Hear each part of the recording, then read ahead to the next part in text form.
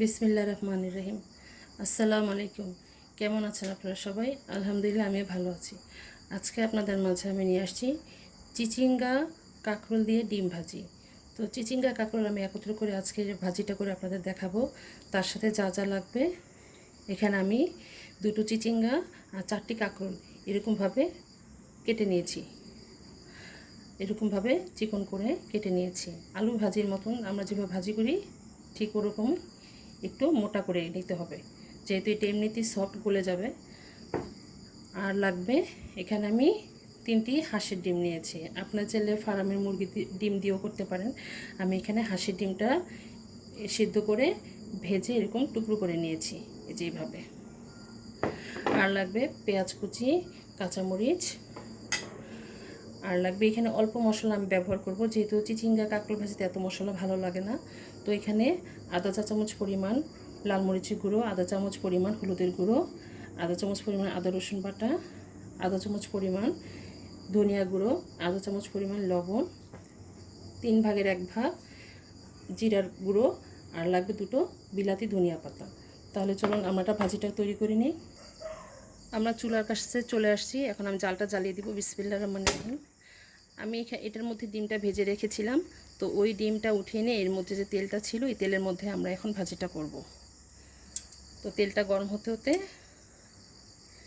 আমরা এর মধ্যে এখন প্রথমে পেঁয়াজ কুচিগুলো দিয়ে দিব। বিসমিল্লাহির রহমানির রহিম।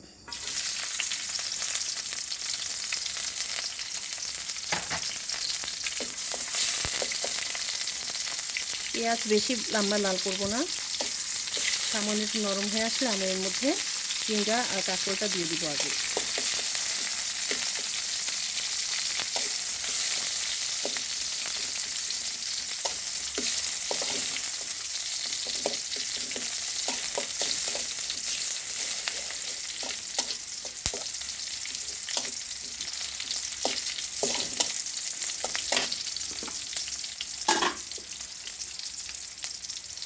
এই যেরকম কেটে রেখেছি যে কাঁকরোল আর চিচিঙ্গাগুলো এখন আমি এর মধ্যে দিয়ে দিব। বিসমিল্লাহির রহমানির রহিম।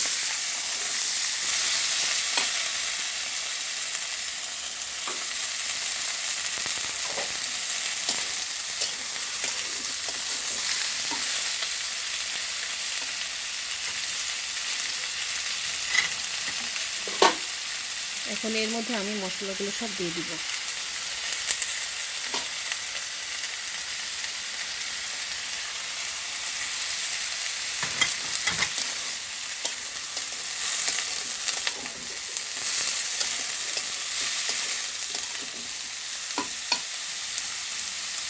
এর মধ্যে এখন কাঁচামরিচগুলো দিয়ে দিব। একটু এখানে আমি এভাবে একটু কেটে নিয়েছি, এভাবে কাঁচামরিচগুলো দিয়ে দিলাম।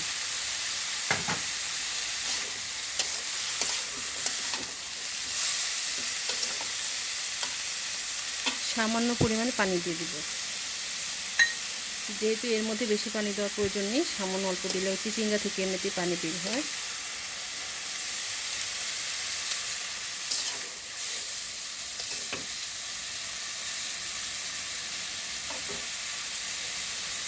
এখন আমরা এটাকে ঢেকে দিব। মিডিয়াম আঁচ করে আমরা সেদ্ধ হওয়ার জন্য দিয়ে দিব 15 মিনিটের জন্য। তাহলে মিডিয়াম আঁচ করে নিই। আমরা 15 মিনিট পর ফিরে আসছি। আমি 15 মিনিট পর ফিরে আসলাম, দেখি আমাদের ভাজির কী অবস্থা। মাঝখানে একবার নেড়ে দিয়েছিলাম। এটা বেশি নাড়াচাড়া করা যাবে না, গলে যাবে, যেহেতু চিচিঙ্গা এমনি সফট। ওদের সামান্য পানি রয়ে গিয়েছে, আর কিছুক্ষণ আমরা সিদ্ধ করে নেব। আপনারা এইভাবে ভাজি করে ট্রাই করবেন, দেখবেন আপনাদেরটাও মজা হবে, যেহেতু এটা ভাতের সাথে খুব মজা লাগে। ভাত, সাদা রুটির সাথে, পরোটার সাথে। চিচিঙ্গা আমরা শুধু এমনিতেও ভাজি করে খাওয়া যায়, ডিম ভেঙে আমরা তো এইভাবে তৈরি করি। তো আমার আজকে ইচ্ছে হলো যে চিচিঙ্গা আর কাঁকরোল দিয়ে এভাবে ভাজিটা করি। আমি আর 5 মিনিট রাখবো চুলায়, তারপর আমরা যে বিলাতি ধনিয়া পাতা আছে সেটা দেবো। আর 5 মিনিট অপেক্ষা করি। আমি 5 মিনিট পর ফিরে আসলাম। এখন আমরা ঢাকনাটা খুলে দিব।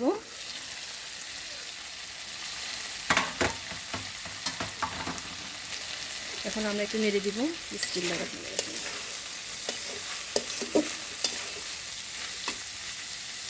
আমাদের ভাজিটা সিদ্ধ হয়েছে কিনা দেখে নিই। সিদ্ধ হয়ে গিয়েছে মাশাআল্লাহ করে। এখন আমরা এর মধ্যে যে বিলাতি ধনিয়া পাতা দুটো রেখেছিলাম সেটা দিয়ে দিব। পাতা দুটো রেখেছিলাম দিয়ে দিচ্ছি। আপনারা বিলাতি ধনিয়া পাতা যদি না পান তাহলে পুদিনা ধনিয়া পাতাও দিতে পারেন।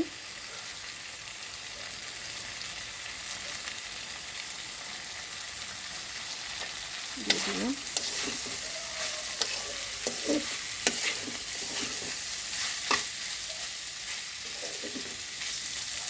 এখন আমি চুলার জালটা বাড়িয়ে দেব।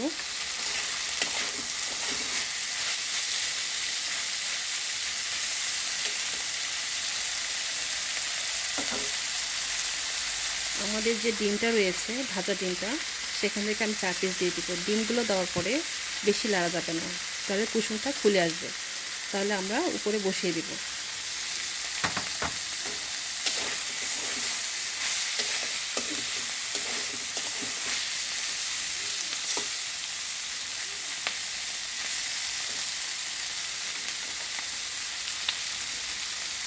এখন বসিয়ে দিচ্ছি ডিমগুলো। এভাবে বসিয়ে দিতে হবে। আমি এটা পরে দিব পরিবেশনের সময়। চুলাটা বন্ধ করে দিই।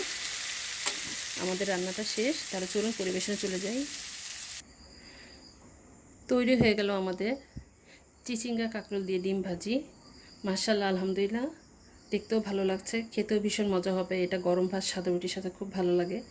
আপনারা বাসায় অবশ্যই ট্রাই করবেন, ইনশাল্লাহ আপনাদেরটাও আর ভালো হবে। তো আমার রেসিপিটা কেমন হয়েছে আমাদের অবশ্যই কমেন্ট করে জানাবেন। আর আমার জন্য দোয়া করবেন, আমি যেন আপনাদের মাঝে নতুন নতুন রান্না নিয়ে আসতে পারি।